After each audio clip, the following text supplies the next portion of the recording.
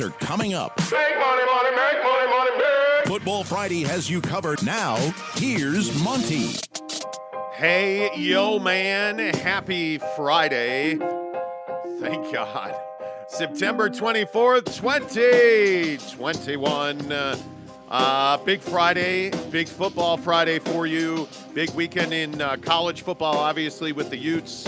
Having to make a statement against Washington State and the Nick unvaccinated Roladix, or a Rolovich. I think it's pronounced Rolovich. I think it's bitch, but, Roladix is fine. I could be wrong about that. It's just but his name. It's fine. We try to get names right on this show, so Nick Rolacock is going to be in town. But we don't watch football or basketball or anything. Yeah, so, why would we do that? Wait, Yeah. I got to fix the camera. There you go. Okay, hey. good. Good to see you on the Hello. show, Jake. So we'll have that. Obviously, BYU and the USF Bulls at Provo this weekend. Huge game for BYU because every game's a huge game for BYU. We'll talk NFL as well. Breaking news out of the NFL this morning. A big name is back on the field this weekend. We'll tell you exactly who that is coming up. But first, breaking news out of college football. Breaking! If you're a BYU fan, you should probably put your hands at 10-2. And that's because USC exclusive. So we happen to know some folks that float around the campus in South Central. Just some people. And we are being told by sources at USC, around USC, that USC is focused on three names, two in particular, which would be James Franklin at Penn State, Eric Bieniemy, the offensive coordinator of the Kansas City Chiefs, much to your happiness, because that's your guy. Mm-hmm. And some dude named Kalani Sitake, the head coach at BYU. Those seem to be the three names. Now, as far as status of those three go, Eric Bieniemy and Kalani Sitake have not engaged in a meaningful fashion at this point. And a lot of that is centered around the fact that both of those guys are, well, as you can imagine, pretty busy. Neither one of them needs to pull, a jumpsuit here, right? So if you look at Eric Bieniemy, he's working with the Chiefs. They're in the middle of their season. You look at Kalani Sitake, as we know, BYU is 3-0. They're on a meteoric rise. They're playing the best football perhaps that they've played in some time. Kalani Sitake's got a full plate just running this program. So he is not engaged. And frankly, he's third on this list. It seems like at this moment that James Franklin is the leading candidate. He has let it be known that he is interested in that job. Eric Bieniemy is a guy that USC is going to interview. It's going to be a matter of time as to when Eric Bieniemy gets interviewed, and I think they are also going to interview Kalani Sitake. In fact, it was expressed to me that Kalani Sitake is a guy that they want to interview before any decisions are made in the hiring process, mainly because, strictly Kalani speaking, the idea of a Polynesian head coach at USC is very exciting for the brass at USC. And a lot of people at USC feel like a Polynesian head coach who can recruit aggressively in the poly community, but also plays well up and down the West Coast, as well as Texas and Florida, and can go into places like Pennsylvania, can go into Indiana, Ohio, Pennsylvania, New Jersey, get those big, beefy offensive linemen. That's really attractive to USC because they've never had that quotient. Their best recruiter in recent years was by far Pete Carroll and his staff. So it'll be interesting to see where USC goes in this search. But one thing is very clear that I also was told yesterday, and that is that USC is tired of losing talent to other programs in the conference. And ASU in particular has put USC on notice that USC is no longer the recruiting juggernaut that it was 5, 6, 7 years ago. And the thing that's interesting, and we've talked about this on this show, the thing that's so interesting about Herm is not necessarily that Herm Edwards is out there recruiting. Herm Edwards has an incredible coaching staff. Now, they also, by the way, the elephant in the ASU room is that they also happen to have a recruiting scandal going on. There's just that little thing.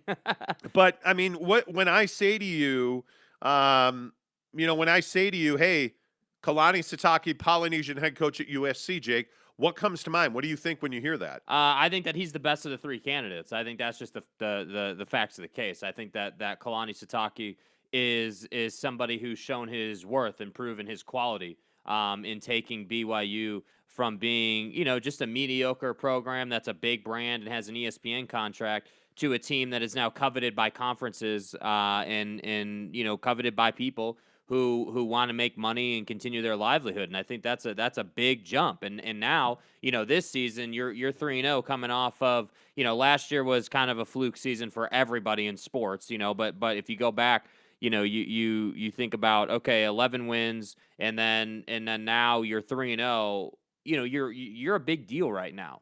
That's just what it is. And I think that the whole idea of a poly head coach at USC is brilliant. It is exactly when you want to talk about recruiting and not losing talent to other schools and that whole side of college football. That's exactly what you need to do. Now, as far as Eric Bieniemy is concerned, I just think that Eric Bieniemy would be a quality hire. You know that he's ready to be a head coach. Yes, is there a bit more risk in that? Well, sure there is, right? Because he's never actually been a head coach. But I think we can all agree that Bieniemy's been in football long enough and done enough big things in the game that it warrants giving him an opportunity. So that's why I think he's in the conversation. But of these three guys, Bieniemy, Franklin, and Sitake, I would be looking at Sitake as my number one, Bieniemy is my number two, and James Franklin is the guy who I can call any day of the week and offer him the job and he'll take it. So either way, we know for a fact we got one guy that they could hire, without a doubt. It's just a matter of who they really want to get. Well, and I think one of the interesting conversations here very clearly is, well, how thirsty is James Franklin? Because you're at Penn State, and I think this is one of the questions that a lot of people are asking. And, it's a good question. You're at Penn State. Why are you looking to leave Penn State to go to USC? Penn State's a huge job. It's a brand. It is a heritage brand in college football. Now, obviously, there is a lot of tarnish and stain based on what happened during the Joe Paterno years. Maybe that plays a role in this. But do you really go from Penn State to USC? It's an interesting question. And I think as far as Eric Bieniemy and Kalani Sitake go, both of them being minorities, I think absolutely helps their search. I think equality is a huge platform at USC. And it is far more than just a talking point at USC. It is a way of doing business. And I think it makes a lot of sense that when you're talking about Eric Bieniemy, and frankly, again, all three of these gentlemen are minority candidates. But I think when you look at the plight of Eric Bieniemy and you say, okay, well, this is a guy who a lot of people feel like has been passed up because he's black. I think there is a lot of energy behind that at USC to give him every opportunity to win that job. And I think with Kalani Sitake, again, I think we all recognize, and I think college football recognizes the importance of the poly pipeline in your football program. Because when you're able to recruit the way that Kalani Sitake and his staff recruits, I mean, when Kalani calls you or when Kalani calls your football coach, you're taking the meeting. Hey, this is Kalani Sitake at USC. That has a pretty nice sound to it. That has a very nice ring to it. Yeah. As far as winning and power branding goes, that has a very nice ring to it. But here's the truth of the matter. I have a hard time believing Kalani Sitake is leaving BYU right now. And I think that is a real question that has to be asked. I know that USC is interested in Kalani Sitake. Is Kalani Sitake interested in USC? I would guess if you said to him, hey, would you want to be the head coach at USC? He goes, sure, but I'm not going to leave BYU to do that. Kalani has been outspoken. He has been very upfront with the fact that the BYU football job is his dream job. I mean, there is no other job, according to him, and you can go back and watch when he got hired, the press conference. There is no other job that he had ever wanted. And now you've got that job. You've got this team 3-0. You've got him top 15 in the country. Why are you out? Would you be out, supposedly be out, looking at the USC job? So I think, yeah, absolutely, USC would love to talk to Kalani Sitake. I don't know that Kalani's open to that. And I think it's a valid question because, again, I think James Franklin looks desperate. I think he is a guy that looks very thirsty to get out of Happy Valley for whatever reason.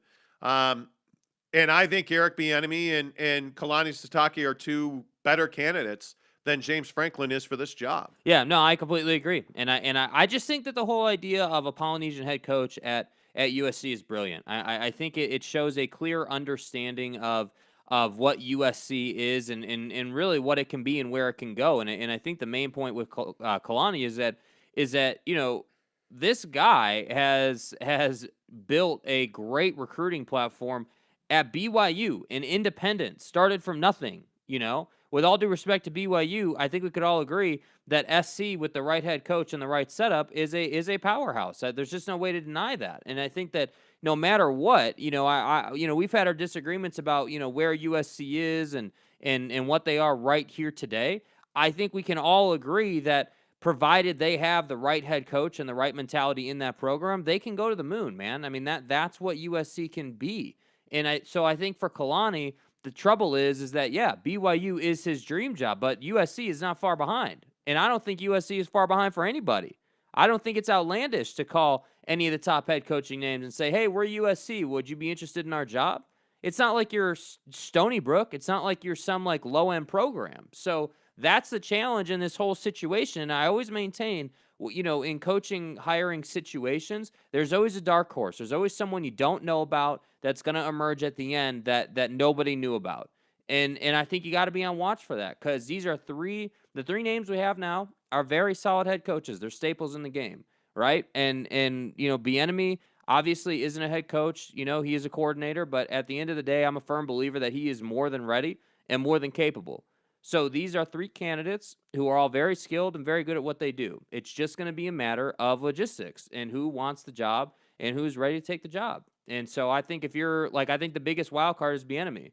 You're on one of the best teams in the NFL. Yes. You have a cushy job. You have the best quarterback by most people's standards in the league. You've got a ton of offensive talent. And by the way, you're one of the most exciting offenses to watch week in and week out. So your job security is pretty damn good. So I don't know why you'd mess that up. Yeah, and I just think that this is a very critical moment in history for BYU football. I think there's no doubt that Kalani Sitake is the right guy. He's the right man to lead BYU football for the next 10 years. Will that happen? It's going to be fascinating to watch. Mm-hmm. And, of course, then there is BYU and USF.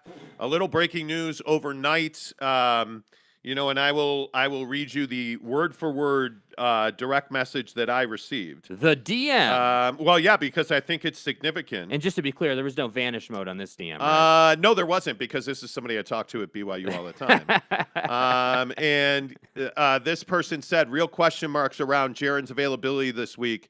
Not quite a broken rib, but some thought is that we're not going to have him for the USF game. Okay. So Jaren Hall, as we all saw and watched on in horror, except you because your little punk ass fell asleep. Yeah.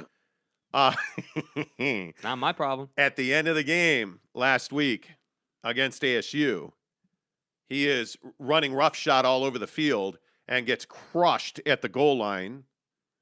And now it turns out that it wasn't just the wind getting knocked out of him. Yeah. Jaren Hall has some type of issue with a rib. Yeah. Now, we haven't been able to confirm or deny that it's broken. My guess is that this is not a broken rib, because if it was a broken rib, he'd unequivocally be out. It's USF. You're not going to risk that going into the meat of your schedule.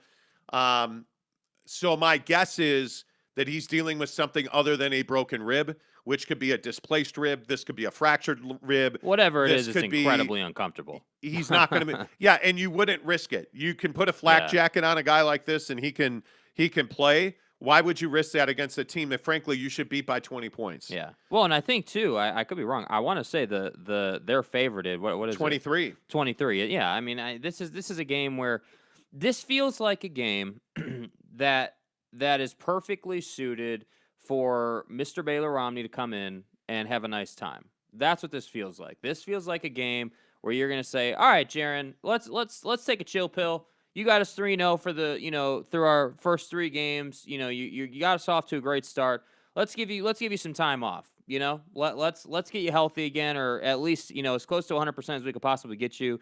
And then we'll come back for, next week. So to me, I mean, I think that that's the smart move. The problem with that, though, is that you can never discount how bad an athlete wants to play and the willingness to sell his coach on the fact that he can play. And so this is one of the most important aspects of coaching. It's funny, in this whole USC head coaching thing, talking about Kalani, I think it's one of the most important skill sets a head coach, manager, whoever in any sport can have. Managing your players and protecting them from themselves is a huge thing. So, that needs to happen. Well, I think one of the other things that you have to consider here is that this is I don't know, are we going to say downside? This is one of the adverse effects of playing Arizona, Utah, and Arizona State 3 straight weeks. Yeah. These are big boys. These are big bodies. Welcome to the Big 12, right? Welcome to the Pac-12. Welcome to the SEC. You're playing a much more physical style of football, and when you have the speed on defense, and frankly, Jaron is a very wanting rusher. He loves getting out and making plays with his legs, and this is why we say all the time on this show, I don't like mobile quarterbacks. I'd rather have a guy that is mobile to allow him to throw. I don't want a guy that's mobile that allows him to get out and break off 30-yard runs, because eventually, and I think we saw it last night, by the way, on Thursday Night Football as well. Yep. You had a young quarterback for the Texans just absolutely getting racked, sliding up in the pocket. Yep. When you are mobile and you are not, and Jaron is a fabulous thrower of the football. Please do not misconstrue what I'm saying. You're saying that Jaron Hall sucks. Jaron Hall can't throw the ball. You're an idiot. Asshole. Anyway, the point is, that was probably a little too far. My fucking ass. Well, there you go. Now you're dropping F-bombs, Yeah, Tommy. sorry. My bad. Sorry. My point is, it always makes you a little nervous. When Jaron's outside the pocket, I'm always holding my breath a little bit. So, you just need to be careful with that. But, it is, to me, Jaron Hall's probably not going to play tomorrow. From what I'm told, this is going to be a Saturday morning decision. I think the decision's made. You are fully focused on beating USF, but you're also fully aware that next week it's Utah State. And you have got to, or the next game on the schedule is Utah State. You've got to be ready for that. You're a 23-point favorite in this game, and let's be honest. Romney is a guy that you can bring in, hand him the football. He'll almost fall down in the backfield, but he's still going to throw a touchdown. You're going to hand it to Baylor. He's going to hand it to the running backs. Yeah. Rocket science, But Baylor Romney's a hell of a quarterback. Let's also not forget. I'm not discounting that the guy can play, but this can not that he can play. Baylor Romney can step in for Jaron Hall and not miss a beat against a team like USF. Yeah. You're never going to be as athletic as Jaron Hall is. That's just not who Baylor's game is.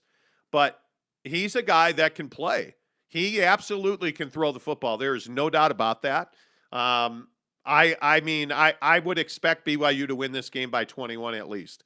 I think saying that they're going to cover a 23-point number, even if it's at home, I think is asking an awful lot. But they're far more. You know what the difference between BYU and USF is? Is that BYU now is bigger. They are more physically imposing, but their big bodies are now more athletic. Their big bodies can get off the line of scrimmage. Their big bodies are into the backfield. It's guys like Tyler Algier who are linebackers playing running back. They're going to punish you. Yeah, and they're doing it well. And this for USF, their problem is not going to be speed. Their problem is not going to be execution. Their problem is going to be physically keeping up with BYU's front line. Yeah. On both offense and defense. That's where this game's going to be won. BYU is starting to see that when you play 3 P5s in a row to start the season, you're going to have some attrition here. Yeah. You're not replacing Peely. Let's just get that out on the table right now. But this is a nice little opportunity in the schedule. I don't want to say a lull in the schedule, but this is a nice little opportunity in the schedule to get those bodies that are going to be in place of Peely in there and running your defense. Yeah. And I think that you have enough talent on offense to overcome the loss of Jaron Hall. I think you are going to be clock managing the hell out of this game. So I think, Pini Katoa is going to play a bigger role than normal. I'm not saying that this is a gimme game. That this isn't Utah and Weber. This isn't. Yeah, but this is a game that they should comfortably win. This isn't Alabama and Southern Mississippi. Wichita State from Nowhereville Institute technical stuff. The Weed Eater Building Technical Institute football team. But my point is, this is a game you should win by 3 scores. Yeah. And to me, that means that Algier's not gonna carry as much of the load in the second half as Peeny is. I think this also means that this gives you a good extended look at Baylor Romney. And I which think, is important. yeah, and I think we all know that anytime you can get your backup quarterback meaningful reps in the middle of the season, that's very good for your program. Yeah. And by the way, again, when we talk about, the health of the BYU football program, you're starting to see now that you're getting to the point where you're a month into the season, your 2s, 3s, and 4s are now your 1s, 2s, and 3s. That there's a lot of guys who are pushing up the depth chart. So these are big moments. But yeah, I mean, it is unfortunate that Jaron Hall is I would put it at about 95% not going to play in this game because of this rib issue. I think we all knew when he got hit. And for those of you that were asleep, the hit was crushing. He laid down, and you could see there was an injury there. This was not getting the wind knocked out of him. I'll drop that motherfucker. But by the way, I really like BYU, and this feels like at 54 points, 30 spot. Yeah, this feels like a 42-21 kind of game. This feels like a massive win for BYU. Yeah, I think to me, I'm just telling you what I'm looking for is I'm looking for them to establish the run early and often. I want to see them, dominate this line up front, and I want to see them control the clock. I want to see them on 7-8 minute drives and controlling this game. Like you shouldn't be punting a whole hell of a lot in this game. Like, yeah, you're gonna punt, but I'm talking about 20 points a half. That kind of football. I think this is one of those games where you punt once, maybe twice. Yeah. And it's probably at the end of the game when it's not in doubt, that kind of thing. So I just think that this is one of those games where it's not a throwaway game. It's not a garbage game. It is very important. At all. It is important for Baylor to get reps. And I also think that this offensive line still can get better. They're very good, but I still think they can get better. I still think that they can open up space for these backs. And I'm telling you, if this team has any aspirations of at the end of the season just being in the conversation for the college football playoff, I'm not saying getting in. I'm just saying be on ESPN in the conversation for the college football playoff. It all starts in these kind of games, right? It all starts with, okay, our offensive line consistently is opening up space for our backs to get to the second level so we can average not 1 or 2 yards a carry, but we can average 5, 6 yards a carry. Yeah, and I think also this is one of those statement games when you're talking about where BYU is positioned nationally. Yes. This is one of those statement games where people are going to pay attention to what you're doing now on a weekly basis, right? And I also think you have to start now looking at strength of schedule. And so how badly is Utah going to kick the crap out of Washington State? What do we expect out of ASU? The other thing that I think is really fascinating is anybody been paying attention to Virginia? Because Virginia has one of the best offenses in the country right now. And that's a team that is coming to Provo. Like, it's time to start building the resume and the case to get BYU into the playoff. And until they lose a game, you need to be building that resume. Yes. That's why I think that Baylor Romney is so critically important, because when you have a mobile quarterback, not to be redundant, that guy's going to miss time, right? We saw this repeatedly with Taysom Hill, but it's why you had so many guys behind him. And it's why that I think that you have to embrace the fact that, hey, he's got these ribs. Do not play him. Let Baylor Romney come in here and get comfortable being the chief here. Right? Instead of being an Indian, let Baylor be the chief of the offense, and let's throw the ball. Yeah. Right? Let's come out. And if I'm BYU, and I don't know what you think about this, I'm not worried about sportsmanship. I'm worried about putting USF into the ground. Yeah, I'm worried about kicking their ass. That's what I'm worried about. I want to make a statement with this game. And if I am, not to interrupt you, but if I am Kalani Sitake, that's been my message all week long. Hey, this isn't a week off. This is a week where we're building our resume to be in the college football playoff, and we are putting USF underground. Yeah. We are burying them, and we are proving a point about who we are as a football program. Yeah, that's literally what I was going to say. I think that the thing about Kalani is that this isn't just about BYU going undefeated anymore. When you're in the news about head coaching opportunities and your careers being talked about, and some of the things that you're doing are being talked about, I think that this affects your career. This affects recruiting. This obviously affects the end result, of course. So I just think that these kind of weeks while on paper it's like, oh, it's USF. They're going to pound these guys. This is going to be a cruising victory. It's also important to understand that from a culture perspective on the team, mentally, this team needs to stay locked in. And I have zero doubts that there will be any issues mentally because Kalani has done such a good job. I think, once they won the Holy War, you're like, okay, this team is prepared. This team is ready. This team understands that, like in the Holy War, this team understands that Utah's offensive line is not good. And that's where winning this game starts. So that's what I'm saying. On a week in and week out basis, it's only been 3 weeks, but in a week in and week out basis, this team's been prepared. And that's what I think is the big win so far. Yeah.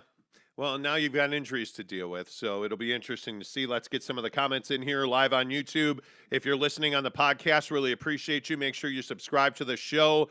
We are meteorically shooting up the subscriber charts. Where is the subscriber check? Not really sure what that means, the subscriber charts, but we are at just short 2194. Okay, just short of 2200. Telling you guys, get in now. It's coming. Subscribe now. At 2,500, we're giving away a Traeger smoker. We're also going to give away this Xbox Series S that is sitting on the table. Hey, if you're watching the show right now with us on YouTube, please give us a thumbs up. It really helps the show grow.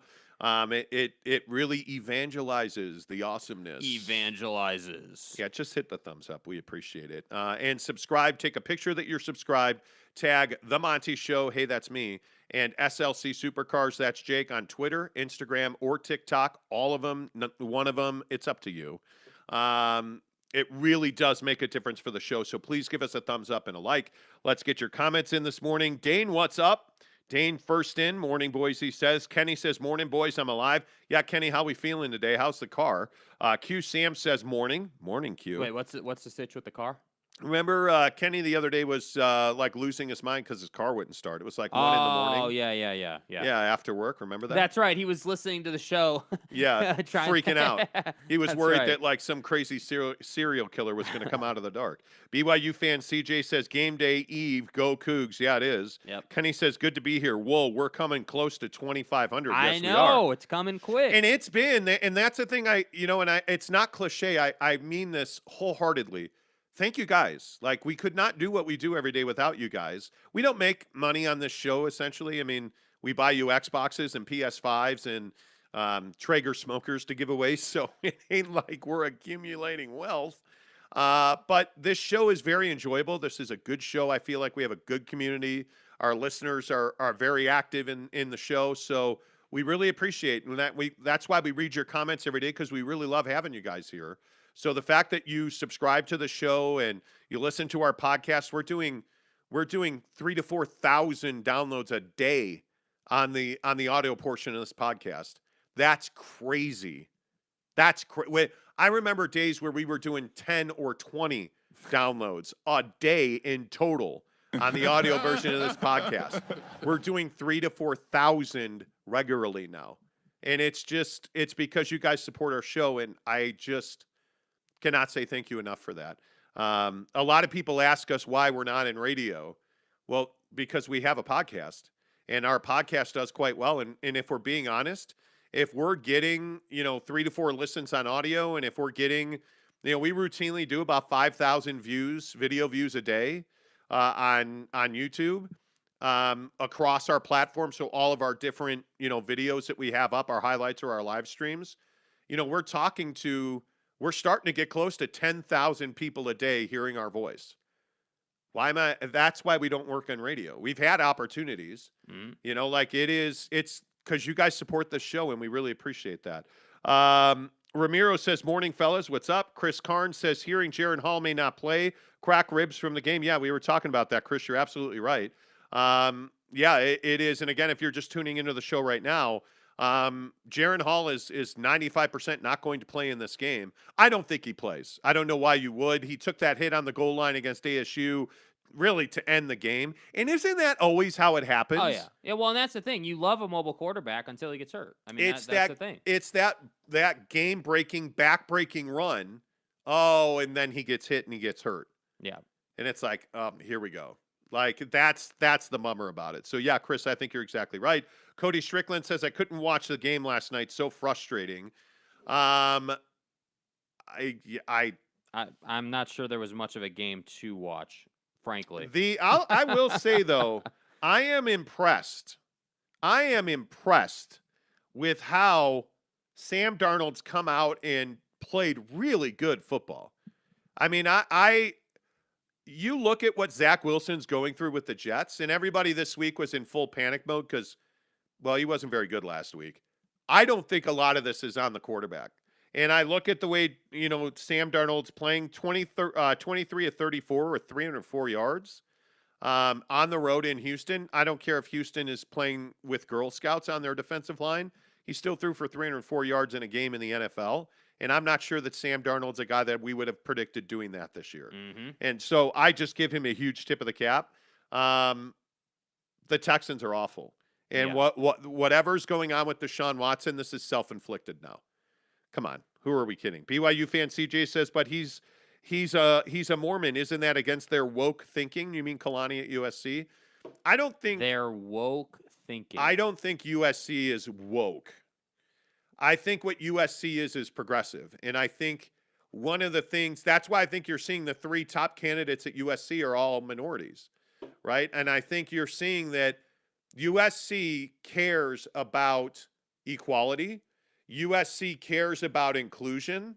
And I say damn right, because there comes a point in time in this world where we've got to stop, discriminating against people that are, black or brown or a different skin color, or because they're, gay or LGBTQ, or all of a sudden they're bad people. And it's like, actually, they're not. Or, well, Eric Bieniemy's black. He's less qualified to be a head coach. Well, he's not. And at some point, I think the struggle is that acknowledging that fight and the plight of minorities to get top paying, top jobs and to get access to those jobs, there's a large sector of our population that won't even acknowledge that's an issue. And trust me, in pro sports, it's an issue. You look at the numbers, look at the Emmys. Like how many minorities won Emmy Awards? It's sad how many did not. It's unbelievable. Anyway, That's a different show. Dane says, what do you guys think pays more for a head coach, USC or BYU? Well, certainly USC, because you have a booster base there at USC. You have opportunities away from the game of football that you just don't have it at BYU. And that doesn't, by the way, I don't think that's particularly of interest to Kalani Sitake. I think Kalani is much more interested. His faith is incredibly important to him. His community is incredibly important to him. But I think the things that are appealing about USC for a guy like Kalani Sitake is his impact that he would be able to make on young people. And I don't mean football players. I mean, a la Pete Carroll, working in the streets at South Central at 2 a.m. Working with underprivileged kids, being able to go into tough neighborhoods and say, hey, come to USC, we can change your life. Understanding Kalani Sitake has always been a guy who talked to his young men about the opportunity that was in front of them and doing well for their families and respecting the opportunity, respecting the game, respecting themselves, respecting their families. Those opportunities only get magnified at an institution like USC, which is a fabulous, fabulous university. Yeah. Quality of education, quality of life experience, quality of community. It's very difficult to match what USC offers. BYU is one of those schools that can match it for you. Certainly, if you're looking for a faith-based relationship with your job, it's going to be very difficult to beat BYU. That's why I said it. I know that USC is interested in Kalani. I'm just not sold that Kalani's interested in USC. Yeah, I think it's the best way to say it. It's a big question. Will you be watching the Texas Tech versus Texas game Saturday morning? Absolutely. That's one of the biggest games on the schedule. Texas is in a real tipping point in the state of Texas. I mean, the Longhorn brand has never been more vulnerable than it is now. You look at Houston being in the Big 12, Houston, TCU, Texas Tech. Like, there's a lot of meat on those bones. And if you look at what's going on at Texas right now, they look like a shell of their heyday. I don't know how else to say it. Because they are. That's what they are. Sark needs to build a program that can win consistently. And you know what? Texas Tech is always one of those teams that they're good, they're just not good enough. And I wonder what happens to football in Texas with Houston joining the Big 12 now. I mean, you have a state that is absolutely a P5 state now. And all of the major institutions in that state are affiliated. And this is going to be a very interesting time for football in Texas.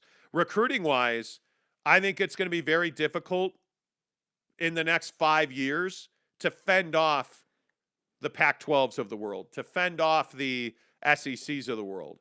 It's the one thing that will keep Texas afloat, because now they can say, hey, come play football at Texas. We're going to be in the SEC. We're going to be on TV. We're going to be competing for national championships every year. Why don't you come be on the first team to win a division championship in the SEC? That's attractive to kids. Texas is a very, very proud state. Very proud state. I think we all know that. Yeah.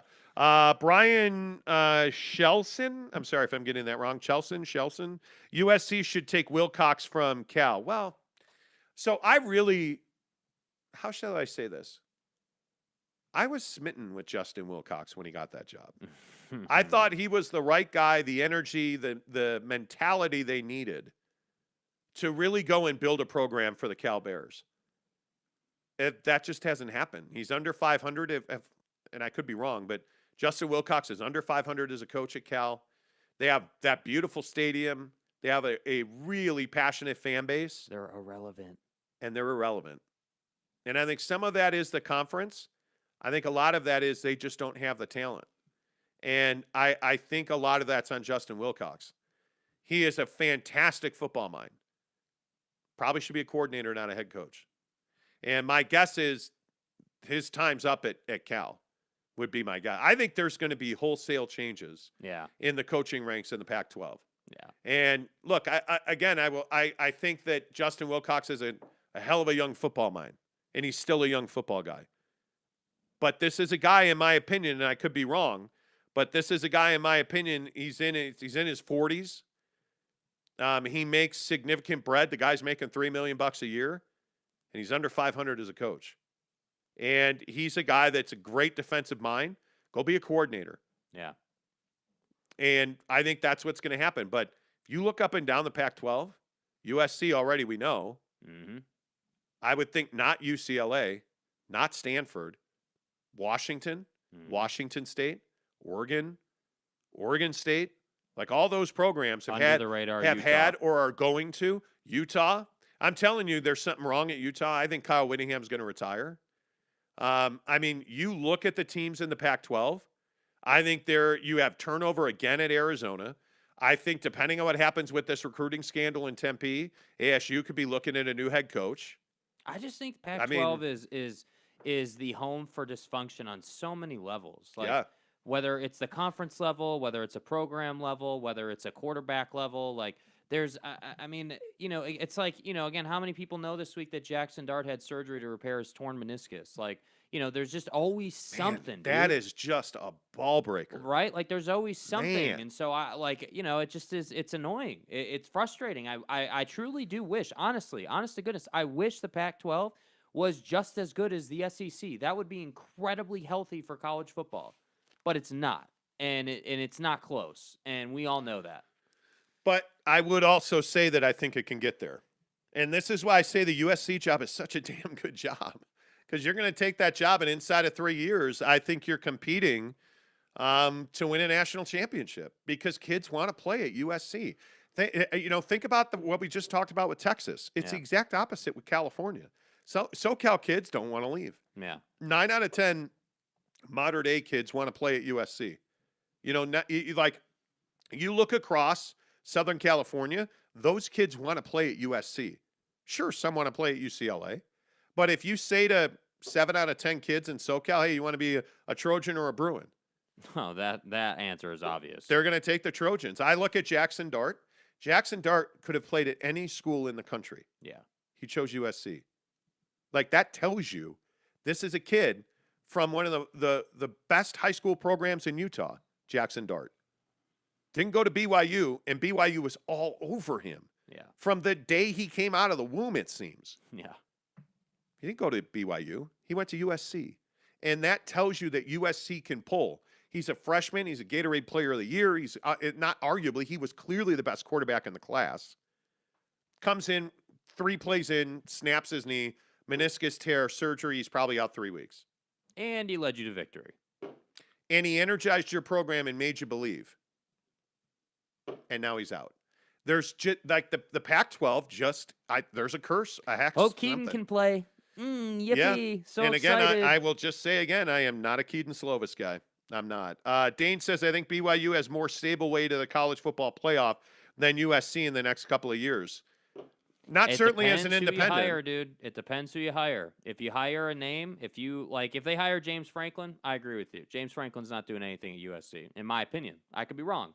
That's just my opinion. I don't think he's powerful enough. I don't think he has enough of the it factor.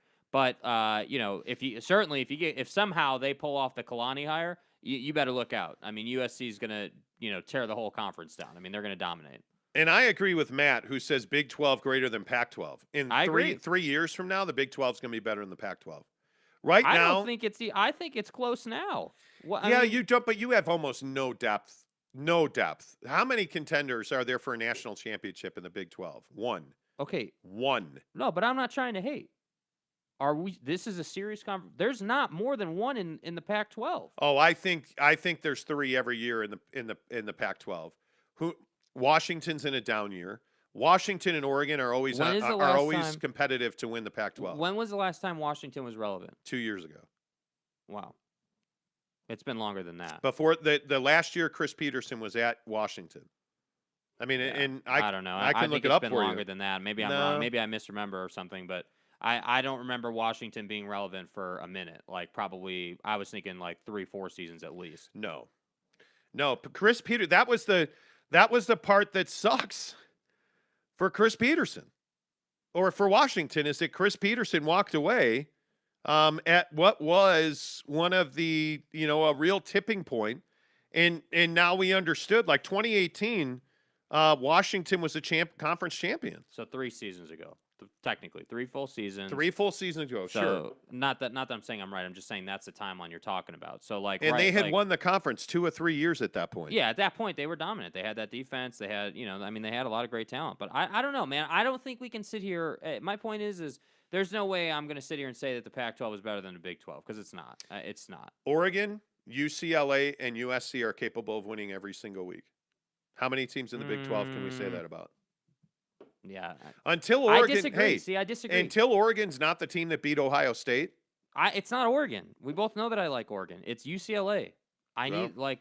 That's the problem. Well, we're going to find out this week. I don't agree that UCLA is capable of winning week in and week out. I think they won one big game, and they need to show that they can do it consistently. Bro, I totally disagree. I look at the Pac-12, and I'm not saying they're world beaters. They're healthier than the Big 12 is right now. Now, comes Cincinnati, Houston, UCF, and BYU. Oh, yeah, that's a different conversation. We're in it. Okay. Yeah, that's right different. now, today, and next year. Yeah. This year, Before next the year. Merger, yeah. I'm telling you, the Pac-12, USC. I need to know who USC is going to hire. I think we all do. That's the problem, right? I'm saying. I look at the Pac-12 right now. The Oregon Ducks are clearly the best team in the conference. So Oregon is a college football playoff team. They're capable, for sure. Right? They're capable. Oregon, Utah. But I don't think we can say Utah right now. Utah hasn't lost anything yet. Utah's not lost a thing. They're not ranked. Well, they're not ranked, right but now. Is there any reason to believe that Utah can't? I mean, they can get back in it, but they can win the Utah, and this is the thing that so many Ute fans don't want to embrace. Utah hasn't lost a thing yet. Nothing's lost. The season's not lost. Not on paper, they haven't, but feeling-wise around the program, I don't think there's any way to deny. The second half of last week, I didn't feel like that was a bad football team. I felt like Cam Rising came in and absolutely plugged that team in, and they got a boost, an electric boost. Yeah, I don't disagree with that. I don't know. I'm not trying to be overly negative about Utah, but what I am saying is that I don't feel comfortable, making the statement that the Pac-12 has 3 teams that, could potentially be college football playoff teams. Who scored the most points in the conference? I don't know. UCLA. That Okay. offense is rolling. I'm telling you, Dorian Thompson-Robinson is a stud. That kid is absolutely a difference maker. Chip Kelly has the weapons outside. So you're Oregon, telling me you're not concerned UCLA, about UCLA even a little bit? not at all. Oregon, UCLA, and Arizona State are all three incredibly talented football teams. I think that I want to see the Utah Utes roll out and crush Nick Rolacock and the Washington State Cougars. I want to see the Utes be the Utes.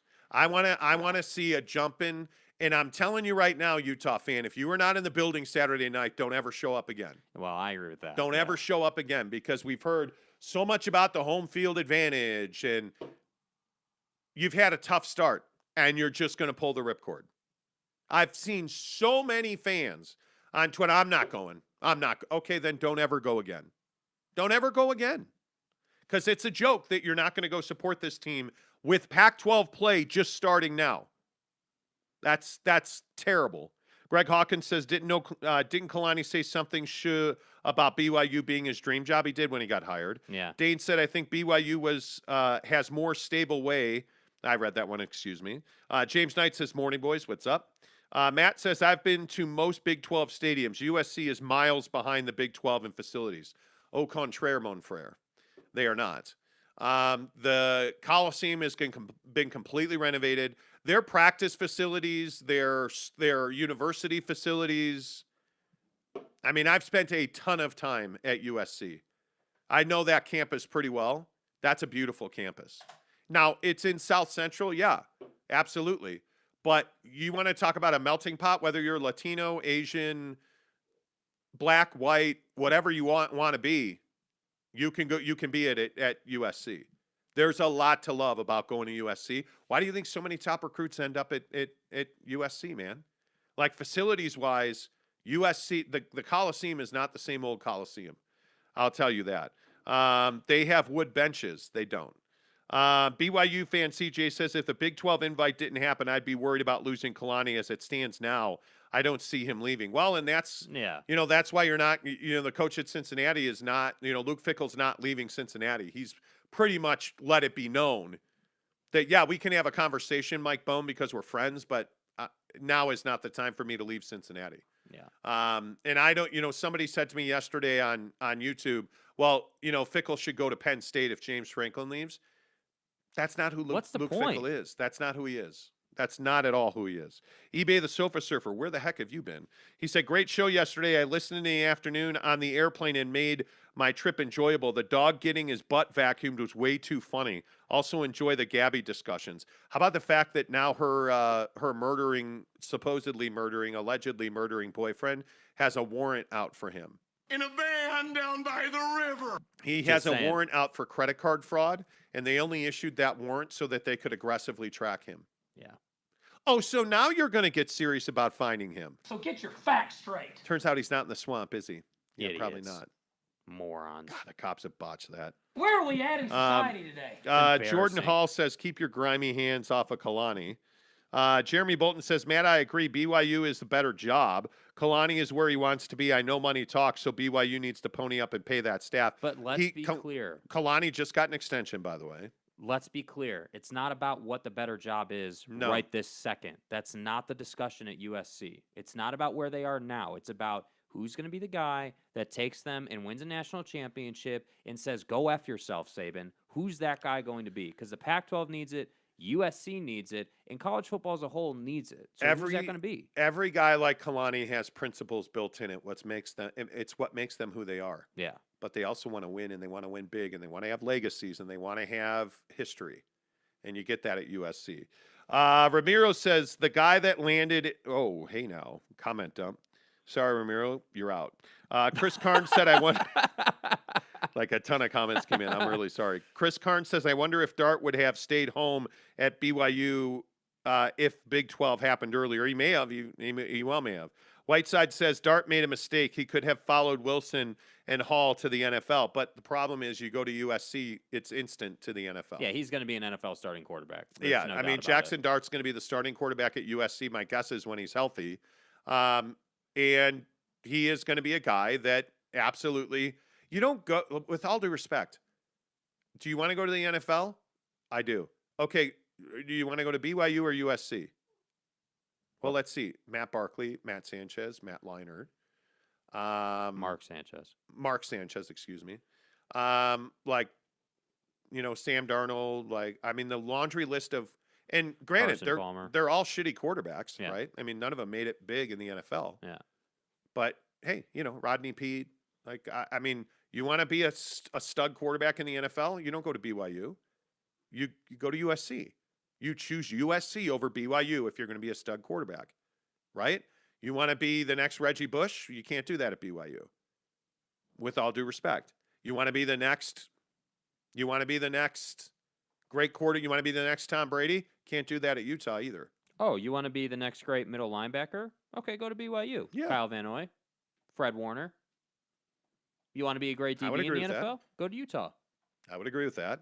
I just I think BYU, by the way, it needs to be said, BYU's put a couple guys in the league now at quarterback. What Taysom doing when he's doing for the Saints, and what Zach going second in the draft last year. Mm-hmm.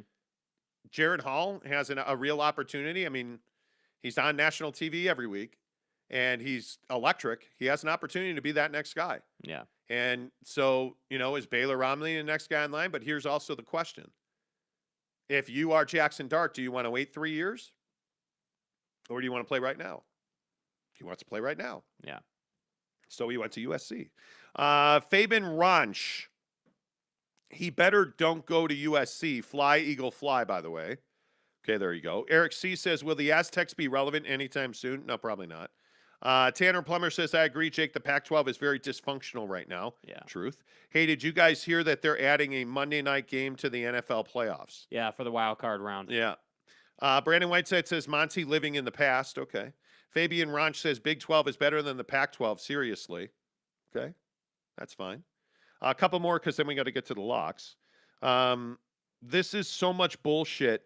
Need to leave. Sorry. Okay. See you later. Are you guys reviewing SI top 10 players in the NBA? We saw it. Yes. Jeremy Bolton says, Tanner Plummer, Weddle is 100% correct. Brewer totally quit on his team. Yeah. Eric Weddle, I thought was money. Dart will be Palmer 2.0, Josh Lovren says. Okay. Fabian, what are you upset about? I don't even know what you're saying is so much BS. We'll answer that. Well, Sean Mirzinski says, my brother went to USC the first time I stepped on campus. I'm telling you, it's a different experience. Yeah. So are the locks. Monty and Jake are giving you their locks for college and NFL football, plus the inside info you need to know to make the right call. Now, let's get you the locks. Here's Monty. Yo, it is time for locks, college, and NFL, the National Football League. I feel better saying it that way. Just having the music alone makes you feel like more of a man. Adds a couple inches to the lower extremities. It's the best thing. Let's go UCLA at Stanford on the farm. UCLA, who Jake says sucks. I didn't say that. I just don't understand it. What do you mean they suck?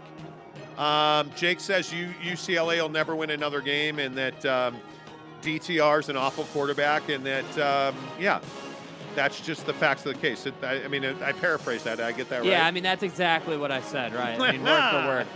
That's right. Line's 58.5 in this game. It's going over, and UCLA is going to win by 17 points. I think they're out to prove a mission. I think Zach Charbonnet is a great pickup for UCLA. I love the Bruins. This feels something like a 38-20 game. 38-21. Yeah, I was gonna say 42-21. I think they're gonna dominate. Okay. No question about that. All right. Well, why don't we just move on then? Yeah. To Nick Rolacock and the Washington State Cougars can't coming help in. yourself. I hate Nick Rolacock. I think Nick Rolovich is an embarrassment to college football. I think he is an embarrassment to Washington State, and I think Nick Rolovich should be fired right now. And hopefully when Utah buries the Washington State Cougars a mile under Rice-Eccles Stadium, we never hear the name Nick Rolovich as a head coach, a maker of men ever again. I dislike him and disrespect him that much. This whole vaccine thing is a joke. He doesn't. Did you hear that Nick Rolovich quit Twitter because people were asking him if he was going to get vaccinated? Then in his press conference, he was asked, are you going to get vaccinated? Are you going to follow the mandate? He refused to answer. He's refused to answer for going on 4 straight months because he doesn't want accountability. And so if you're not going to be held accountable for your actions, what are you saying to your kids? Oh, that's right, we suck. I should probably quit my job and never coach again. Yeah. Here's to hoping that that Utah covers the 15 by like 30 points. Jaden Delores questionable for this game, the fine quarterback at Washington State.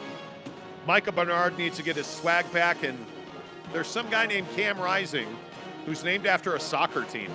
Interesting. Jeez. No, I'm kidding. I love Utah. I'm going to take Utah 56-3. Okay. Yeah, I'm not quite that confident in Utah, but, 37-20. Utah wins. Yeah, I don't know about no 37 spot for the Utah offense. This is more of like a 31-21 kind of game in my opinion, but, So Washington State's going to cover. Yeah. All right, I'm going to take the Utes 37-20 because you don't know what you're talking about. Yeah, I know. I'm an idiot. I get it. BYU. Bring your underwear. I don't know if that's what BYU means. BYU, obviously this is a huge game. USF, Jaron Hall's likely not to play in this game because of a cracked rib. I say bummer. Baylor Romney time, and I think BYU is going to roll in this game. They're too physical. I think they're fast at the skill positions. I think they're well coached and they're disciplined. We saw the difference in discipline last week with ASU and BYU. That home field advantage, it's going to be lit. You're white, blue, and white this week. Let's go. I think BYU 31. I think USF 10. Yeah, I'm going 35-17 for BYU. 35-17. Yeah. Why? Because I think that it's unrealistic to think that they're going to keep this team to 10 points. USF can't throw the ball. Okay. USF has to run the ball to win. Good luck against that BYU defensive line and linebacker core that's really fast. You know that BYU is going to play zone. You know that, hey, maybe USF throws the ball a little bit better because of that. I'm still going with BYU big. I think they score a defensive touchdown in this game. I love BYU. 31-10. The Chargers of San Diego, Los Angeles, nobody likes you. Justin Herbert. Yeah. Justin Herbert and the Los Angeles Chargers head to Kansas City to die against the Kansas City Chiefs. Mainly because I think there's a lot of people questioning the ability of the Chiefs to repeat and stay at the top of the NFL. Yeah. I don't question that ability at all. Because I think what you're seeing now is you are seeing a Kansas City football team that's scoring a lot of points. But here's the problem. You're only a 7-point home favorite against a 1-1 football team in the Los Angeles Chargers. Why are you only a 7-point favorite here? Why is this not 8? I think you're a 7-point favorite because the league and the boys in Vegas respect Justin Herbert and what he can do and his ability to get the football down the field. And I think the biggest problem Herbert's going to have in this game is Tyrann Mathieu. I think Tyrann Mathieu is going to pick him off, and I think that's just simply because Herbert's inexperienced, not because he's not good. I just think that Kansas City defense is elite at disguising what they're actually doing. That's interesting. This feels like a game where the Chiefs score 30 points. Yeah. I think this is going to be a shootout. For sure. Yeah, I think this is going to be a shootout. I think this is going to be like 35-31. I think the Chargers are going to cover the number, but the Chiefs are going to win the game, and it's going to go over the 54. 100% agree. Let's move on to the Bucs at the Rams. The Tom Brady's. The TB12s. They're going to lose in Los Angeles. I love the way the Rams are playing football right now. And I know that, again, it's uncouth. It's probably not good for the health of your testicles to bet against Tom Brady. Not really sure what one has to do with the other, but my point is, you're going to get kicked in the bag if you bet your own personal money against Tom Brady. So let's do it. Tampa is only a 1-point favorite. Yeah. I think the Rams are coming for that ass. I love what Tom Brady is doing right now. You're not going to LA for the first time ever. He's never played Los Angeles before. And I think the Rams are going to welcome him to LA with a butt whooping. I think this is a tight game. I don't actually think this is a high-scoring game. I think this is more along the lines of 24-21, 27-24. And I think the Rams are winning the game. Yeah, we disagree on this one. I think this is a signature Tom Brady win. Come back in the final 2 minutes, put up 30 points on the Rams defense, be a legend as usual.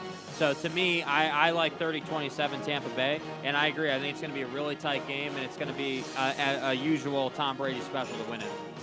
The Green Bay Packers. Suck it, Aaron Rodgers. Nobody likes you.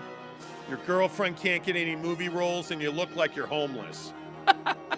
Which is exactly why you're probably going to San Francisco to win. Only that's not going to happen. Because I think the 49ers are on a mission. They're a 3-point home favorite, which means this really is a pick-em. Yeah. The number is 50. Yeah. So who's got bigger offensive problems, Jimmy Garoppolo or Aaron Rodgers? Well, Aaron Rodgers has the best wide receiver in football. So I think that always helps you. But I think Jimmy Garoppolo is playing pretty good football. Right. I think that 49er defense is pretty good. I think I'm leaning 49ers to beat the Packers in this game, Jake. But I could be convinced, so do convince me. Yeah, I think the biggest thing here is how well the 49er defense plays. I mean, this is a Hall of Famer you're talking about. This is a guy that will torch your defense. So I just think at the end of the day, it's simply a matter of not what the 49er offense does, because we know what they're going to do, right? We know that they're going to produce. That's not in question here. It's more a matter of, okay, can your defense hold Aaron Rodgers down? Can you force him into a pick maybe, or can you make it so that he's behind 2 scores heading into the fourth quarter? That's what you need. They're going to have to hit the quarterback. And I think if you are the San Francisco 49ers, Fred Warner's got to be the best player on the field on Sunday. Hey, where did Fred Warner go to school? I think he went to Utah. Oh, okay. Anyway, the point is, he went. That was a joke. Whoa, settle down. It was a joke. He went to Fordham. Anyway, the point is, he went to BYU. The point is, I could have said USC, and that would have pissed everybody off. Utah State? No Aggie tears on this show. The point is, Fred Warner's got to be the best player on the field, and I think there's a chance that he could be that. The question is, can the corners in San Francisco hold up against Green Bay? Yeah, I think they can, because I think Aaron Rodgers is vulnerable. I think this is going to be really close. I think 27-26. The San Francisco 49ers will win this game. Really? Yeah. Wow. I think it's going to be really – defense is going to have to make a play. The only thing that concerns me about the Niners is they haven't played a good team yet. Yeah. I think you look at Detroit and Philadelphia. Granted, both those were on the road. But Detroit and Philadelphia are 2 not very good football teams. Neither one of them has a prolific passer. So I don't know that we know what this San Francisco secondary is. Yeah. We're going to know after this week. It's so close. This is a game you back away from. Yeah. Don't bet your mortgage on this game. You back away from it. Yeah. That's what I'm saying. Yeah. By the way. Yeah. I'd also like to point out a couple other games before we pick the last game of the week. Saints at Patriots is a massive football game. Is Jameis Winston still the guy that grabs badge in the drive-through line and steals crabs? Or is Jameis Winston an actual good quarterback who can read defenses? Week 1, he was fine. Week 2, God, my Lord, he sucked. Well, let's find out what Bill Belichick does to him. It's not going to be good. I think Matt Ryan is playing for his Atlanta Falcons' future. They're going to New York to take on Saquon Barkley and the New York Giants. I think this potentially could be the last game that we see Matt Ryan as the starter of the Atlanta Falcons. Really? This is a big moment in time. Big moment in time. When it happens, just remember, your old Uncle Monty told you. I told you so. I told you so, you Yeah. prick. Cardinals at Jags. Jags. Jag wagon guy. Are you buying the Arizona Cardinals? I'm buying that they're talented, but they're not good enough to win anything. They're making spectacular plays to win games. You're relying on a mobile quarterback who's like 2 feet tall and weighs about 37 pounds. And running for his life. I'm not sure I'm loving that. They're going to torch Jacksonville because, frankly, they're not good. And Trevor Lawrence has a massive forehead. Long hair. But he looks like Jesus, I thought. Long hair that should be cut and a freaking smoking hot girlfriend who's probably he's wifed her already. He's not good. Neither are the Jags. Urban Meyer should be the head coach at USC. And mainly because I think his groin's going to hurt after the Cardinal defense is done with the Jags. Yeah. And before we get to the last game, Derek Carr should be in consideration for the NFL MVP through 2 weeks. Stud! Derek Carr's amazing. He has got abs of steel. He has got an oddly shaped cranium. And all of that to say he's playing great football right now. He's making John Gruden look amazing, but the Raiders got off to this exact same start a year ago. Let's see him put 5, 6, 7, 8 wins together. Yeah. If they do that, Derek Carr is going to be right in the middle of the MVP conversation, which Justin Fields will never be in the middle of the MVP conversation because Matt Nagy sucks. Out loud. He's awful. The freaking Bears should be better. But they're not, and it's frustrating. Justin Fields gets the start because Firecrotch has a bad knee. Firecrotch. I don't think Justin Fields is ready, but he's as ready as he's ever going to be as a rookie. Yeah. So let's do this. You're in Cleveland to take on the Baker Mayfield. Hey, baby. Baker Mayfield right there over He's your right shoulder. behind me. You see him? You guys see him? Let's go. I have zero confidence in my R and we, the monsters of the Midway. Mm-hmm. The Chicago Bears, who are going to Cleveland as a 7.5-point dog. The number is only 45.5. Yep. You know why that is? Yeah, because Nick's got a chub and he's going to run all over the Bears defense. Is that why? Still one of the greatest things you've ever said. I know. I think Baker Mayfield is a mediocre quarterback. I think he's average. Stop. He's not terrible. He's not great. What's the matter? Dude, stop. He's an We're average having quarterback. Such a great show. He's an average quarterback. And now you got to go and rip my guy Baker. Yeah, I do. Why would you do that? Because he's average. But he's still going to tear the Bears up. Right, well, the Bears are terrible. Well. And Khalil Mack is a bust and one of the most overrated defensive ends in the history of the NFL. Roquan Smith is at the center of that defense. Roquan. Pick 6, Roquan. I think the Browns are winning by 10 points. At least. I think the breaking news out of the National Football League. Shefty bomb. Odell Beckham Jr. III is going to play for the Cleveland Browns. It's over. It's over. Go home. It's over. Another game I asked you if you wanted to go to, and you said no. You didn't ask me. I actually did. I would have said yes. No, you wouldn't have. Okay. You party pooper. I've got 7 dates this weekend. I can't go. Well. Anyway, the point is, I love the Bakers to cover this game. Yep. And hopefully Matt Nagy gets fired on the tarmac. Him and Lane can hang out. It can just be over. Yeah. Yeah, Kiffin ate that guy. Kiffin ate that guy. Those are your locks on a Football Friday. Okay. Right here on the Monty Show. Woo. Josh Lovren says, what's bigger, the points the Cards beat the Jags by or Trevor Lawrence's forehead? This is becoming a thing on the show. Trevor's got a huge flipping forehead. Let's just be honest. I mean, yeah. Provo Pit Barbecue says Derek Carr has yet to win a big game in the playoffs. Truth. Yep. Truth. No doubt about that. BYU CJ says we see Conover if Romney starts in the second half. BYU 49-10. Hope so, man. That would be amazing. That would be amazing. That would be awesome. eBay the Sofa Surfer speaks for everyone when he says, shut up, Tanner. Packers by 17, Tampa Bay by 13. Wow. Tanner says, eBay the Sofa Surfer, last time San Francisco and Green Bay met in the playoffs, Rodgers got wrecked. Bobby Paluga says, Church of BYU Football. Yeah. Utah 33-10, BYU 49-13. Let's go. Jeremy Bolton says Fred Warner went to Bishop Sycamore. Damn, I knew it was one of those schools. Damn it. My bad. My bad. Yeah. Tanner takes kind of a beating at times on this show. Well, some of the comment section is like that guy who's floating in the ocean and bleeding from his anus. And the sharks are like swimming around. I have an anus thing this week. Do you? I don't know what that's about. Yeah, there you go. Vacuum it up. Vacuum it up. You know when you spend money on your dog to get his butt fixed and he puts a cone of shame on so he can't lick his own butt, and then he licks his own butt with the cone of shame on? That's the kind of frustration that I think Tom Brady is going to feel this week. Good. Yeah, you know.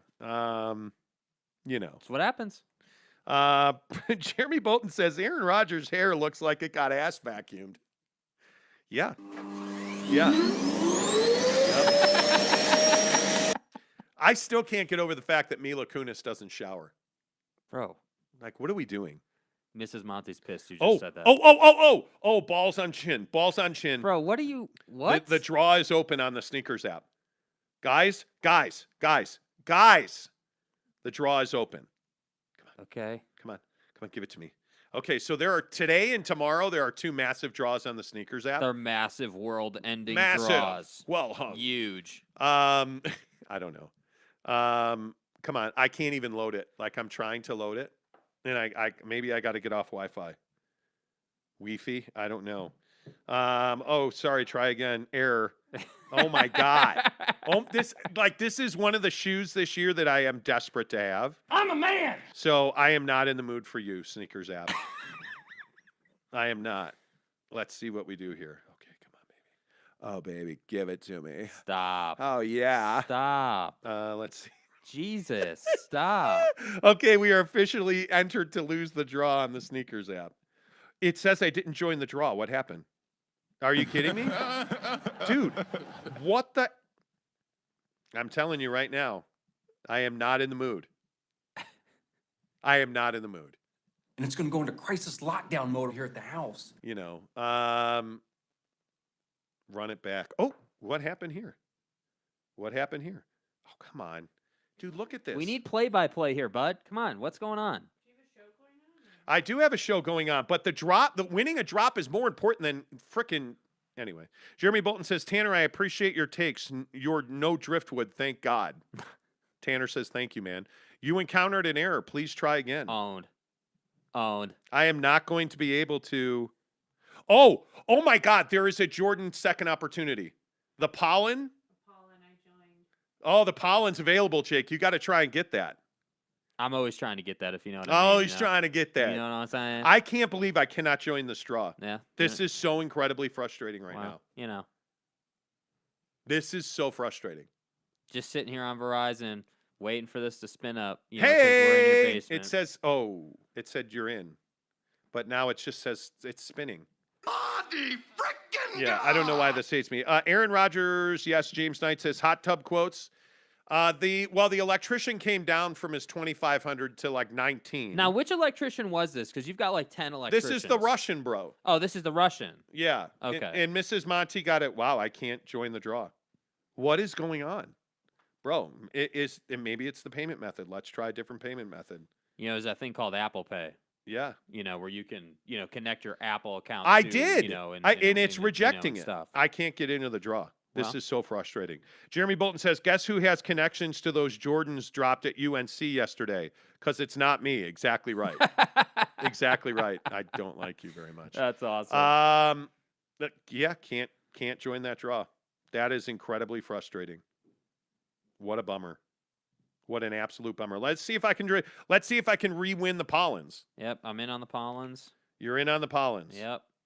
See, here's the problem. When you do all these draws, now I'm in on 3 different shoes. I'm going for these 12s now. So if I win all 3 of these shoes, this is like $500 in Jordans right here. Like, this is the risk you take. This is the risk you take. You know? Okay, so I'm in on the Pollens now, which I already own, but I could sell and make a profit. Now let me get in on these frickin' Jordan 1s. And it won't let you? It will not. Look, okay. So I put the payment in there. All right, I'm in on all 3, so you should be able to get in. I can't get in. Well, that's been a known issue for you, so. You're here. I was able to put it in at one point. I'm a man. I'm a man. All right, let's talk. Speaking of putting it in, let's talk about your dating life. Because you have multiple dates this weekend. Oh, my God, yes. So last weekend I went on a first date, and that went pretty good. What the fuck is going? What is wrong with this thing? What is wrong with this thing? Come on. Are you kidding me right now? Anyway, I'm sorry. And kick a person when he's down. Seriously, Nike, what are you doing? This is one of the shoes of the year for me. Oh, my God, dude. It's amazing. And it won't let me in. It just will not. It won't That's do not it. what we're about. It's not. Yeah, you hate me, Nike. We get it. I've spent thousands. Okay. F you. Oh. It will not let me in, and I don't know why. It is so incredibly frustrating that this thing won't let me in. I don't get it. Anyway, okay, so you have multiple dates. I'll stop freaking out. Yeah, so I mean, I went on a first date last weekend, and so I'm going on a second date with her tomorrow at some point. And then someone else reached out to me and hit me up. And man, where are you going? You gotta go pee now? Gotta take a leak. Dude, this guy, whether it's drops, going to the bathroom, Jesus. Yeah, no, I have a pretty busy weekend actually. So, obviously we got to watch all the football, but with the dating thing, I'm going on a second date with the girl from last weekend, and then I met another girl. Well, I didn't meet her. We matched or whatever on the app, and I've kind of changed the strategy. It used to be if you're a longtime listener, you know that before I had a rule where I'd FaceTime with everybody that I met. But I kind of axed that rule because I thought it would be good for me to get out of the house more. So this next date with this new girl is going to be hello? What? Hi. Oh my God, Mrs. Monty's appearance on the show. Hello. Hello. Oh, hi. Hello. Hello, Mrs. Monty. How are we How's it doing? going? Yeah, put them on. Let's go. I noticed that Put 'em there on. was an opening. No, you gotta go that way. Yep. I thought maybe you needed Yeah. some help. Yeah, hop on. Hello. Hi. Hello. Hey, happy Friday. Yeah, happy Friday. How are you? Good. So we're talking about dates? Yeah, we're talking about dates. What questions do you have? Okay, so it's a second with... It's the second. I'm going on a second date with Okay. the girl from last weekend, Okay. who I went to a coffee shop with. And by the way, when I rolled up and she was like, "You don't drink coffee," she thought that was weird. But then we got past that, so it was, It was was fine. weird that you don't drink coffee, so that's fine. But Yeah. beside the point. Right. And where are you going with her this time? We're not sure yet. Well, In-N-Out. She wanted to do In-N-Out. She was like, "I like a good burger." Are we just fast fooding? We're not doing anything more? Well, like yeah, go on a I don't hike? know. I mean, Go- she's a slow player. She doesn't. She's like, "Hey, we'll save the hiking Okay. for Okay. later down the line." Ooh, So- Luca's mom got nothing on Jake's mom. Hi. Y'all are too sweet. Let's go. Okay, so Yeah. second date with her. Yeah. And then what's happened with the new girl? So the new girl is I'm going out with her Sunday afternoon sometime. I don't know. It's kind of tentative. She has a busy weekend as well, so we're still kind of in the planning phase. But I just said to her, I was like, "All right, cool. You seem nice enough. Like, I don't want to message for like 3 weeks on end. So do you want to like go out and Okay. meet?" So we're just in the beginning stages of that one. Okay. So we're not. Let me put it this way: we're not a meeting. You guys meeting any of these people is not imminent yet. We're not there yet. No, I think you're going to avoid that for a while. What? honestly. What? Yeah. What do you mean? I feel like the last time it got too close too fast, but then it was COVID times. Right, it was we were all COVID in times. lockdown, and all we Right. had to do, all we could The do was coronavirus. Yeah, I mean it was not yeah, good. Yeah, It was not good. we had to be a family because that's all we had. Yeah. But yeah, I see that. Yeah. I see it. So It's we're okay. we're working this weekend. Things are good. Things are good. That's good. Yeah. Someone said that your drops have been on point, so they were questioning if you had actually gotten laid. Oh, wow. I saw Yeah, that in the no, comments. yeah, so I mean I have gotten laid, yes. I had not by any of the new people yet. Not by mom you're talking about sex with. No. Oh, Fat Jesus, thanks. Hi. What did Fat Jesus say? He said, "Well, hello. The show just got delicious."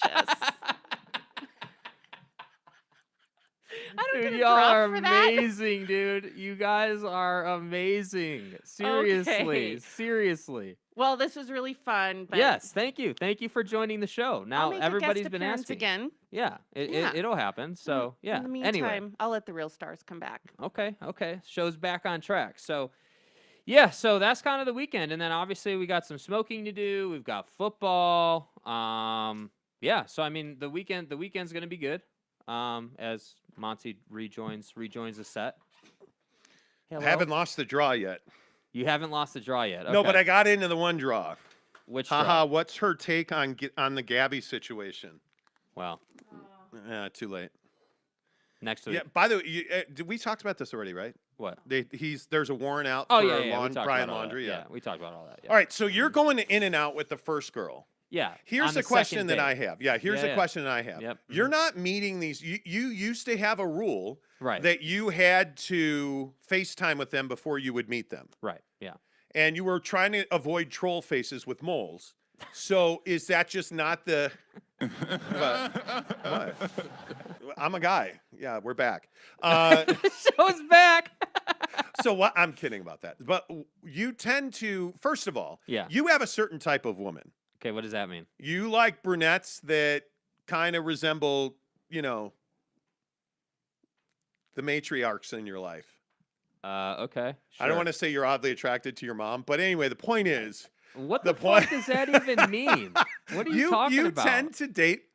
The women you date are not dissimilar to Mrs. Monty. The one I'm going on is what do you mean? How are they not dissimilar? They're completely different. Okay. What are you talking about? I'm just saying. What the fuck are you talking about?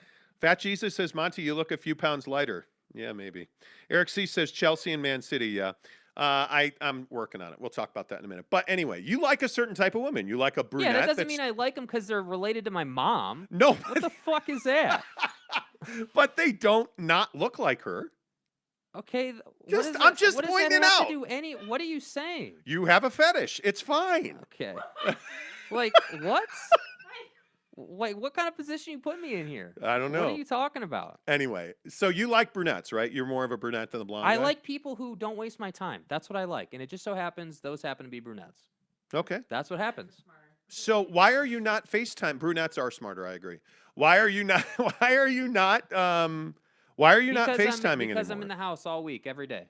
I don't get out. I don't do things. We do the show. We work at Yelp all day. Then we watch football. Then we go to the gym. That's my life.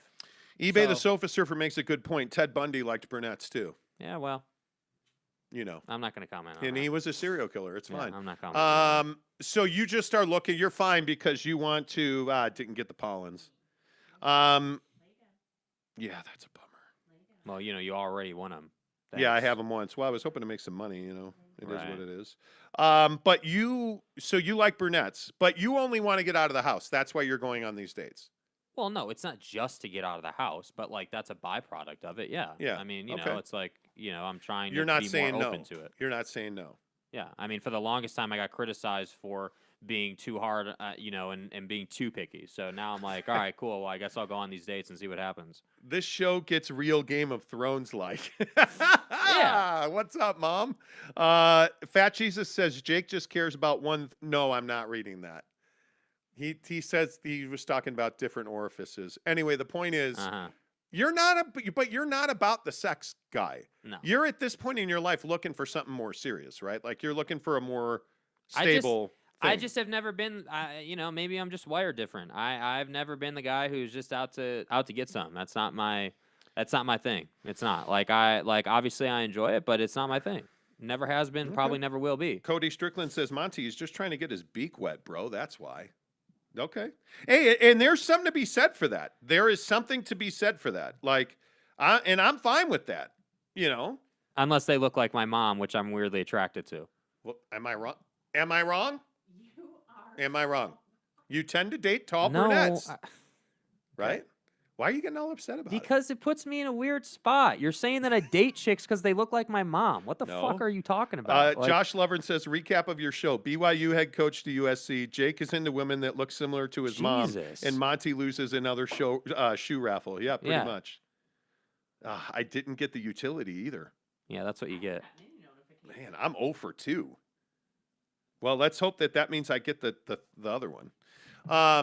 Anyway, no, don't get all upset. It was just an observation. Yeah, okay. A What- weird-ass one. Yeah. So which one of these girls do you think has more potential? I don't know. I've not met the second one, so I have no idea. She could be a complete whack job. What does she do for a living? I don't know. Let me look. I'm not sure. You don't. Man, you like the, I couldn't I'm not do that. talking to these people. I couldn't do it. I'm just saying, hey, okay, No way. I'm like messaging them for 10, probably 10 to 20 messages back and forth, and if they seem fine, then cool. Alex blocked comment says, "Why are you not hitting on women? I didn't get any of the 3. 0 for 3, you cocks." Anyway, why are you not hitting on? Now I took it away, but he essentially wants to know why you're not hitting on people at the grocery store. He knows the Smiths that you shop at, and he says it's a nice Smiths. Because I never go to a Smith's. I go out of my way to go to Harmon's. Well, so the women at Harmon's make more money. I guess. Yeah, I would. I always tell you that. Time to squint and find someone to do the horizontal folk dance with, Jake. Okay, I don't know what that means, but okay, sure. Wow. All right. SLCP shooter says, "Hey guys, I'll be in Daybreak tomorrow afternoon. Mind if I stop by and grab that Xbox?" It's funny thing is we're busy that day. The best place to meet women is the gas station, Jake. Okay. You're hanging. Yeah, Yeah. Why are you hanging out at a gas station? Bro? And now more best places. eBay the Sofa Surfer says the best place to meet chicks in the 90s was Barnes and Noble. Still applicable? No. Yes. Is it? Yeah, there's still people that hang out at Barnes and Noble. Here's the problem though. Here's what everybody's not grasping. I don't have time to go to a gas station for 3 hours. Well, we were just talking about like this, I don't have the time. That's the thing. So I've had an awful week of sleep. And so we were talking about this morning because we were working out and whatever. And it's like you just don't have time. We blink and it's lunchtime. And then we go back to the Yelpatory and you blink and it's like, okay, what are we going to do for dinner? Oh, are we going to work out? Okay. Oh, it's time to go to bed. And then you blink and it's 4:45 and you're getting up again. And it's just like this, your time is an issue. Yeah. I would agree with that. I don't have, again, and I don't ever want this to come off as a complaint, certainly. But again, because we do this show, that really changes the way my life works. Because if we didn't do this show, I'd be at the gym right now. Or actually, I'd probably be getting home from the gym, Brylark says, no ladies at the Yelpatory, Jake. Oh, my God. There's a line of ladies Yeah, at but the here's the Yelpatory. problem. I'm not willing to sacrifice $150,000 a year for a lady. No, I would agree. Not happening. Fat Jesus says, from Little Miss Sunshine, F a lot of women. Big ones, little ones, True. I mean, just check everybody's oil, Jake. Yeah. You know what I'm saying? Right. Yep. All right. Well, I'll be interested to hear that. What are we going to do on the Traeger this weekend? I actually want to make ground turkey as a meal prep this week. Mm-hmm. So I think I'm going to make some ground turkey on the Traeger this weekend. Okay. I want to do more wings because I miss wings, so I'm defrosting the wings from Don's. Mm-hmm. What else? Now, we learned a hard lesson this week. Jake is lazy. So, no, I'm kidding. We smoked whole chickens this week and did not cut one of them up. Mm-hmm. And it's almost impossible to cut it up when it's cold. Mm-hmm. So we got to cut those up when we smoke them. Yeah. That's the advice that I'm giving. Not that I'm criticizing you, but, when there's a football game on and we're smoking stuff, maybe come help smoke stuff. But the football game's on. I don't care. Okay. You want stuff done, you got to get it done. Josh Lovren says Jake is all breaknecks and cash checks, not lady time in that grind. Yeah, I want fast agree. cars and money. That's what I want. And when a woman comes around, cool. Yeah. Are you guys doing a vlogger this weekend? Yes, we will do a vlog this weekend. Yes. Brick got the pollens in your size? Wow, Mrs. Monty got the pollens. Hey, what do you know? Fat Jesus says this show is worth Jake's celibacy. Thanks for your service. Yeah, you're welcome, guys. You're Celibacy welcome. means you're not having sex. I know. It's a big word. Thank you. That starts with C and ends with Y. I have hopes for. I'm proud of you for getting out and dating because I know you hate doing it. Yeah, well, I mean, I don't hate doing. It's not that I despise it that much. I just it's hard when you. Because again, we were talking about this morning, and you were like, "Oh, I'm tired a lot more recently," and it's like, yeah, well, it makes sense when you're up 15 hours a day. Yeah, you're gonna be tired. But dude. I'm not crazy, right? I think I'm tired, dude. Yeah, we've genuinely worked harder in the gym the last 2 weeks. Dude, I mean, it's literally up at 4:45. Do the show until 9, right? Because there's post-production that we do. And so we're basically done with this portion of our day around 9 a.m. Then it's go home, make something worth a damn for breakfast, which, it usually is oatmeal right now, which I don't love eating, but it is what it is. Which is, so oatmeal. And then you work in straight through until like noon 30, and then you're gymming midday. Then you work, and then it's like you're chilling at night. And by the time 8 o'clock gets here, you're gassed. Yeah. So it's no secret or no surprise why you're tired. SLPC P shooter says Fat Jesus is right. If Jake finds somebody, then kiss this show goodbye. What does that mean? that if you find somebody, you won't do the show anymore. Well, I had somebody, and I still did the show. True. Vaza or 24-hour fitness? Vaza all day. Vaza all day. Greg Hawkins says oatmeal plus scoop of protein plus dried fruit equals gains. Plus creatine. Dude, well, and the creatine thing's interesting. I think it's part of the reason that I am peeing like every 30 seconds. Like I got up 4 times last night to pee. Yeah, you got to figure that. What did you have for dinner last night, or did you have a shake before bed? I think I had mashed potatoes. Some of those mashed potatoes you made. Yeah. That you meal prepped. I made some of those. I drank a thing of water. I had my protein shake at lunch yesterday, so that I wouldn't pee all night. And I think it's just that I drank a cup and a half of water. Stopped drinking water at like 8. Yeah, went to bed around 8:30, 9 o'clock. Yeah, it's probably too late. Yeah, I don't know. Water. You got to figure that out, but caffeine also plays a role too. I mean, caffeine's going to make you pee a lot too. True, and I'm drinking. My wife pointed out I'm probably drinking too much caffeine. Yeah, and I think it's a balance you got to find. The water to caffeine ratio is super important. Yeah. Well, and it's hard for me to even talk about it, but like I have lost weight, I have thinned out. Mm-hmm. But my frustration is like I cycled back onto creatine because I'm trying to gain muscle and I'm trying to burn fat. And like it's been amazing. Like my bench press, like my strength like I benched 225 10 reps last weekend for the first time since I think we lived here previously. Yeah. Like for 5 years. And like I am curling, I am seeing gains, but I think creatine is part of the reason I'm having sleep disruption. Like it just is, I don't know. I'm going to cycle back off of it for a week and see what happens. But I have to prioritize sleep. Yeah. And I think we do need to change our workout a little bit. I'm going to start doing just lifting 5 days a week and getting 3 sessions of cardio in during the week. I've got to get back to 10,000 steps a day. Like Mrs. Monty and I are going to Hike Canyons Resort this weekend. Mm-hmm. While you're out, dipping your wick in everybody's candle. Right. I'll be hiking at Canyons. Uh-huh. And I think I need to add in more cardio. It sucks not playing basketball because of COVID. Because that used to be my cardio. I burned 2,000 calories in 2 hours, 3 hours playing basketball, 2.5 hours. But we're not playing right now because of COVID. Yep. And I have not replaced that cardio.